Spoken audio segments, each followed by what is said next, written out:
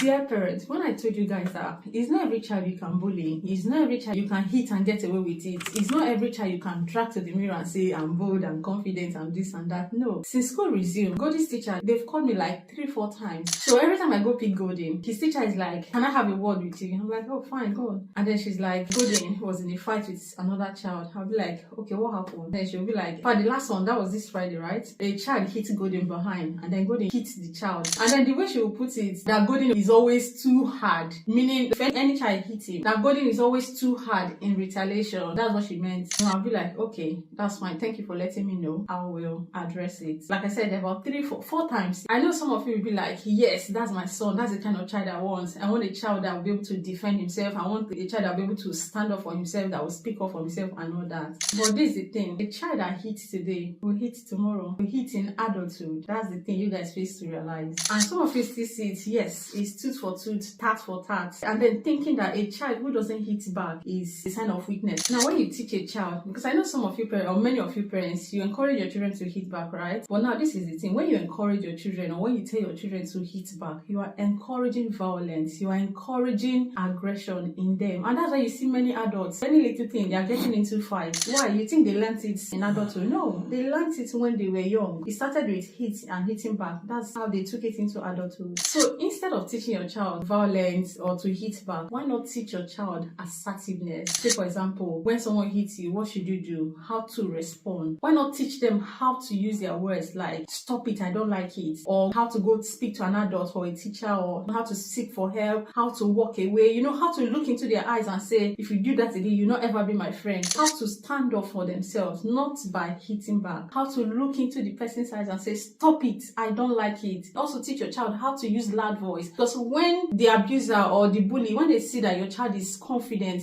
maintaining eye contact, using their loud voice and everything, do you think they'll ever try it again? They will not try it again. And this will build emotional intelligence and self-respect instead of violence. And also, come to think of it, what kind of child do you want to raise? For me, I'm raising a king. And do you know one thing about kings? Kings don't drag themselves in the mud. Imagine king coming to be fighting. No, you won't see king fighting, taking their shirts off and be doing all of those things. No, I'm raising a king, not a violent or aggressive child. No. And when your child hits back, your child is literally dragging himself in the mud.